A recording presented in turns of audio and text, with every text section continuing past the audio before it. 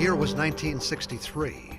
It was a year that would bring the United States to a complete stop following the assassination of President John F. Kennedy on November 22nd. America was also preoccupied with a growing conflict in Asia that would lead this country deeply into the Vietnam War. What was life like at home? Well, a new car cost about $3,200. Gas to drive it was 29 cents a gallon. In the entertainment world, the Beatles were about to burst on the scene. And people went to their local theater to watch Alfred Hitchcock's The Birds. In business, the Dow Jones Industrial Average hit a high of 767. And secretaries loved the IBM Selectric 2 typewriter. Computer word processing was still in the future. Closer to home, the Upper Peninsula was facing many economic challenges. The low-grade iron mining industry was showing signs of life in Marquette and Dickinson counties, but mining on the Gogebic Iron Range would soon be drawing to a close. And while prospects were good for the White Pine Mine, production was nearing an end in the rest of the historic Copper Country region.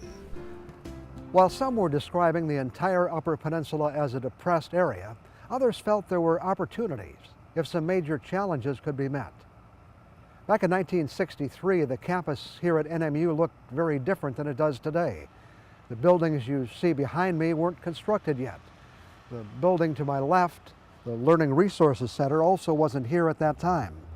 When constructed, it would be named in honor of Edgar L. Hardin, who led the transformation of Northern from a sleepy little teacher's college to a full university.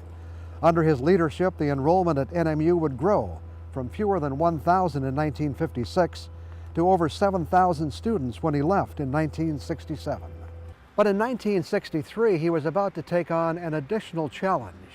Joining with Walker Sisler of Detroit Edison Company, who was also chairman of the Michigan Economic Development Commission, they set out to bring together the key business and institutional leaders from the region to create an organization to promote economic development in Upper Michigan. Ed Hardin recognized that NMU's future was closely tied to the economy of the Upper Peninsula, and he brought the same kind of leadership to this new organization. Others were quick to join him because they knew they could accomplish more by working together than on their own. Well, I had the pleasure of knowing Ed Hardin, one of the original founders of the organization. He was on my board at the LS&I Railroad when I became president in 1993. And he had lots of stories about the origin of Operation Action U.P., but one of the ones that kind of hit me was that one of their first projects was to try to bring natural gas and ensure that there was an adequate power supply so businesses in the Upper Peninsula could develop and expand. Those projects allowed the mining industry, and particularly Cleveland Cliffs in the Upper Peninsula, to expand into the low-grade iron ore processing that required a lot of power and a lot of natural gas. Bill Veretis played a major leadership role in Upper Michigan for many years and is Operation Action's longest-serving director. I think Operation Action U.P. has evolved from the mission statement that was developed early on into an organization that gives companies an opportunity to come together in the annual meeting and listen to presentations by very fine companies with things and doing things in Upper Michigan that you would not expect.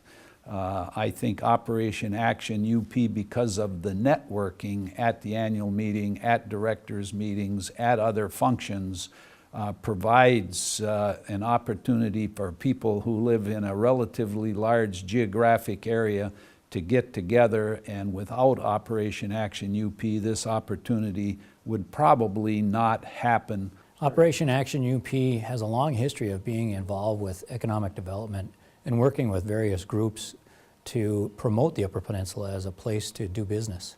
Operation Action U.P. was founded on one of the principles of regional collaboration and providing a unified voice for the private sector business community to be able to advance issues of the day and solve some of the challenges that were being confronted by the business climate.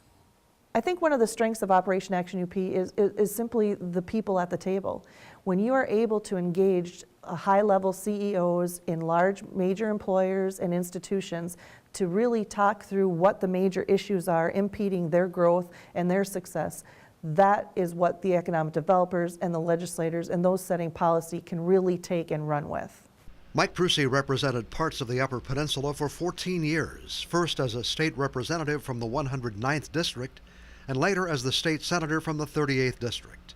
Prusi offered his thoughts about Operation Action from that perspective as a state legislator. Well, as a legislator, you're always looking to find out where the economic hotspots are or where people are struggling or having problems, but going to the Operation Action UP annual meeting and getting their report and looking at all of the companies that have been recognized by Operation Action UP, I realized this organization really can put you in touch with things that are happening in your district. Well, in 1993, Don Ryan and Walt Sauer coerced Dave Molinar, who worked for We Energies at the time, and myself to take over as co-chairs of Operation Action UP. And during the 17 years that we served as co-chairs, we saw a lot of changes in the organization. We went from having an executive director to hiring our administrative help through the Lake Superior Community Partnership, and basically having an all-volunteer board and all-volunteer co-chairs. From timber harvesting to pulp and paper making, building materials, and countless products made from wood, the forest products industry contributes billions of dollars annually to Michigan's economy. Operation Action UP has been a longtime supporter of the industry, which has created thousands of jobs in Upper Michigan. Well, Operation Action UP has always been at the table when some new activity is taking place in the forest products industry, whether it's writing a letter of support, whether it's hosting a speaker for addressing the topics of interest, or maybe just making an award, because once in a while we got to pat ourselves on the back too, and I think they've provided a forum for that opportunity. It's always important for you to know what your partners are doing, because we're stronger united than we are as individuals competing for same pieces of whatever pie.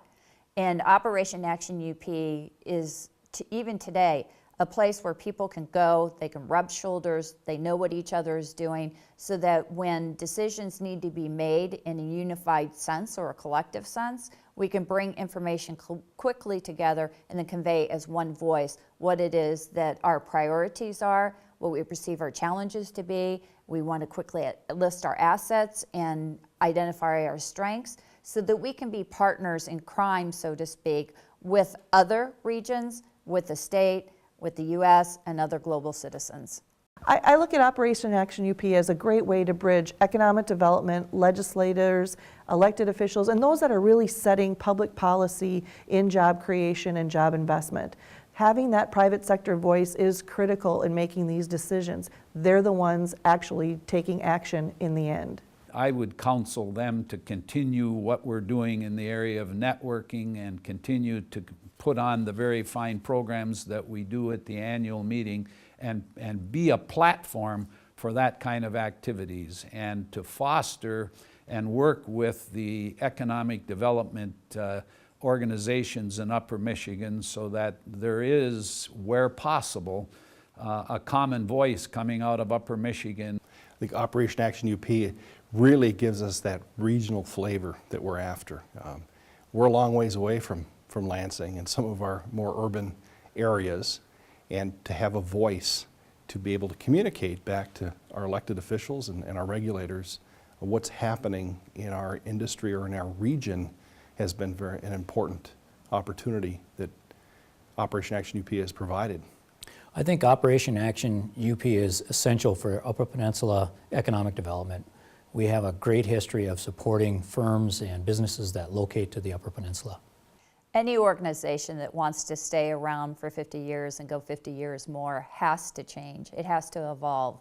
It has to keep in touch with its membership, with the environment that the membership is interacting with, and that is the power of Operation Action UP. It lets its membership drive what it does, and it attracts people who are interested in the Upper Peninsula to its organization so they can learn more about what Operation Action is, what it is becoming, and what it'll be in the future. Operation Action UP was born out of the notion of businesses coming together to serve businesses throughout the region by addressing a variety of issues. And we see Operation Action UP as continuing with that mission today.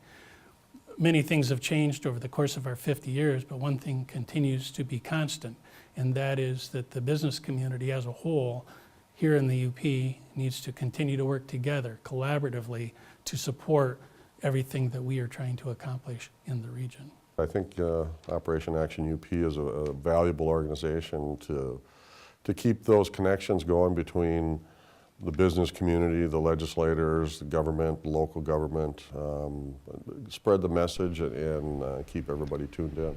Each year in January at its annual meeting, Operation Action UP presents its Business Excellence Awards, and the names you see on the screen are some of the companies who have received that recognition in recent years. From new startups to companies that have been here for many years, these businesses have all made major contributions to the region's economy through capital investment, innovative thinking, and outstanding product and service development and production. Their efforts have helped to create and maintain thousands of jobs in Upper Michigan. I like to think that the operation has played a big part in keeping the Upper Peninsula of Michigan on the right track in terms of economic development and business